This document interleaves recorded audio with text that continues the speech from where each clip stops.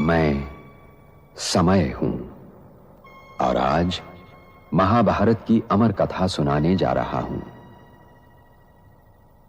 यह महाभारत केवल भरत वंश की कोई सीधी सादी युद्ध कथा नहीं है। यह कथा है भारतीय संस्कृति के उतार चढ़ाव की। यह कथा है सत्य और असत्य के महायुद्ध की। यह कथा है अंधेरे से जूझने वाले उजाले की। और यह कथा मेरे सिवा कोई दूसरा सुना भी नहीं सकता, क्योंकि मैंने इस कथा को इतिहास की तरह गुजरते देखा है। इसका हर पात्र मेरा देखा हुआ है। इसकी हर घटना मेरे सामने घटी है। मैं तबियत खराब हो गया। मैं साड़ी वगैरह जो पहन है ना व्हाइट का, हाँ।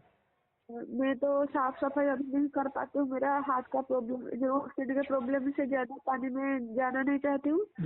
तो जब मैं कोई कलर वाला ड्रेस में, अंदर कोई नहीं था, मैं अकेले हूँ पहनती ना, वो अचानक जब आ जाते हैं मेरे को डांटते हैं।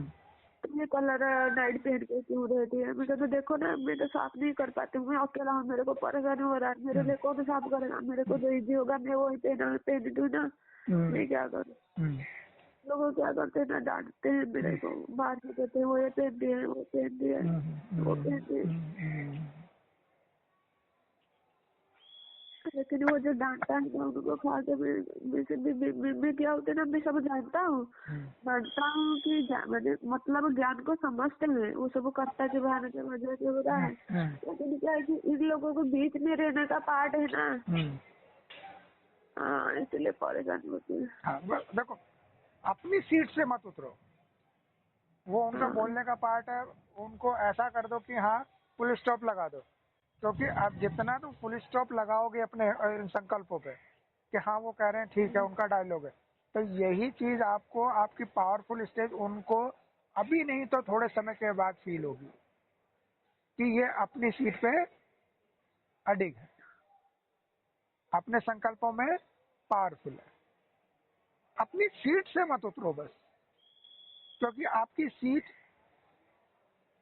सीट पे सेट होना ही उनको भी परिवर्तन दिलाने के निमित्त बनेगा। तभी आपको अभी वहां उस बीच में वहां पे पार्ट चल रहा है अभी। तो इसलिए भले उनके जैसे भी आपके, हाँ, आपको वो कलरफुल ड्रेस पहनाने का इस डे को सीन बनाते रहिए, उनका बोलने का सीन बन रहा है, उनको सुनते रहिए, सुन करके फुल स्टॉप लगाइए। फुल स्टॉप लगा करके हलचल ना हो, बस फुल स्टॉप तो फुल स्टॉप, हलचल रही। क्योंकि वो उनके डायलॉग हैं, आपके पहनने का था। आपने भी अपने संकल्प को पॉजिटिव रख करके कि भाई मैं इसे बार बार नहीं धो पाऊंगा, मेरी कंडीशन ऐसी है, तो आप उसके अंदर, हाँ, वो आप अपनी जगह बिल्कुल राइट है, इसको राइट करते हुए फुल स्टॉप लगाइए, डगमगाइए मत।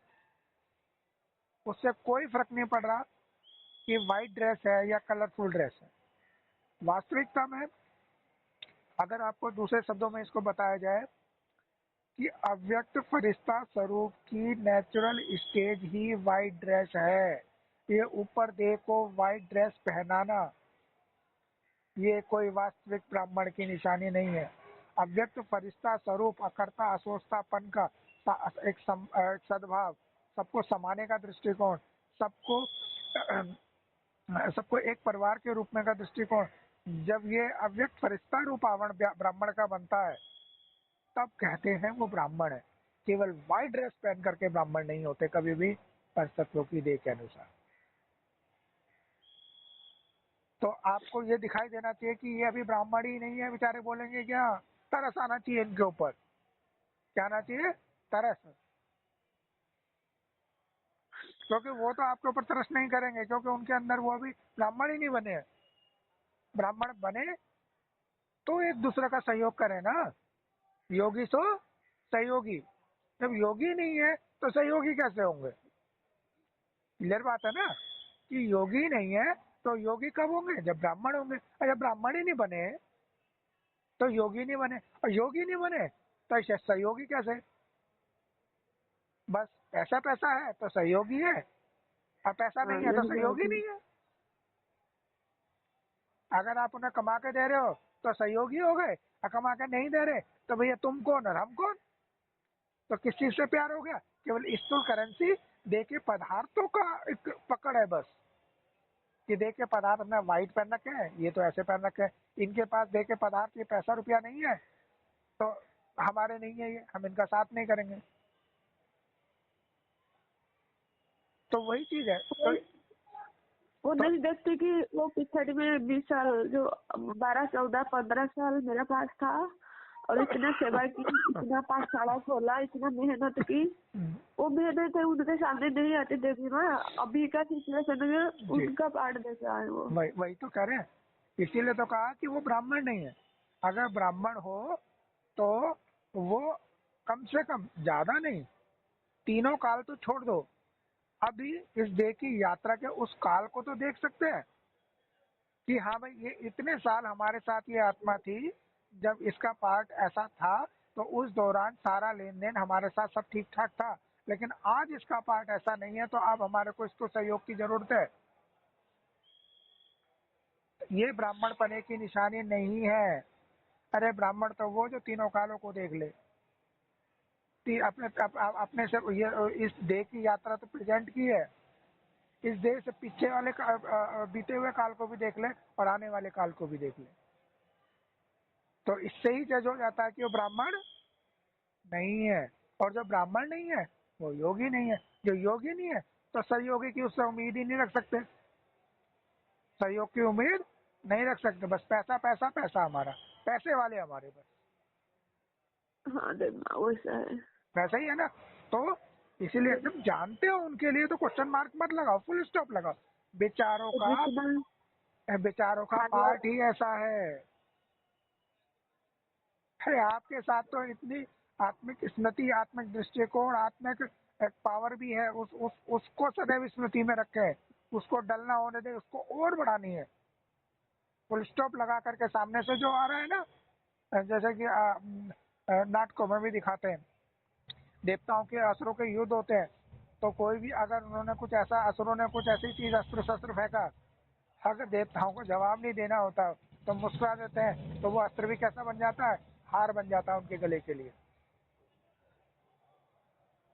फूलों का हार। तो वही चीज है, सामने से अगर कटीली चीज आ रही है, चुभने वाली चीज आ रही है, शूल आ रहा है, तो आप कैसा दो?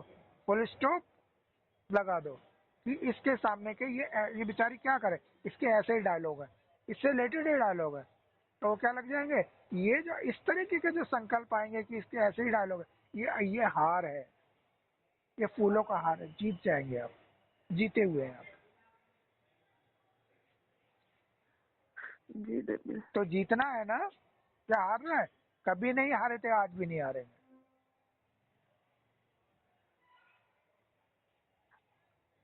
कभी भी कल्प जब हारे नहीं है तो इस कल्प भी भल के प्रेजेंट के संकल्प ऐसे हैं जो लग रहा है कि हार है, लेकिन वास्तविकता में ना पहले हारे थे और ना ही आज भी हारेंगे।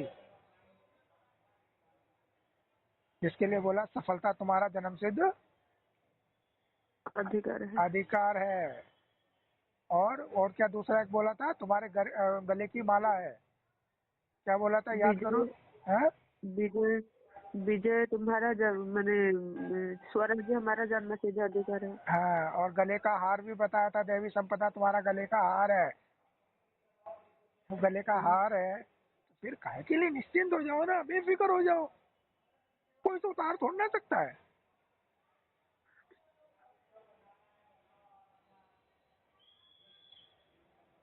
तो सदैव देवी स्लोगन, देवी हमारे को जो ज्ञान मिला है, रोशनी मिली है, वो अंदर ही अंदर संकल्पों में उसको टप टप टप टप अपने ऊपर पड़ने दो, तो देखना ये सारी चीजें क्या करेंगे? अंतर से आपको पावरफुल बना देगी। जो कि इस अभी जो ब्राह्मण कह रहे हैं उस दुनिया को चाहिए, वास्तविकता में ब्राह्मण नहीं है सारे, वो शूद्र हैं। व्हाइट ड्रेस पहन ले, लेकिन है सारे क्या? शूद्र संप्रदाय।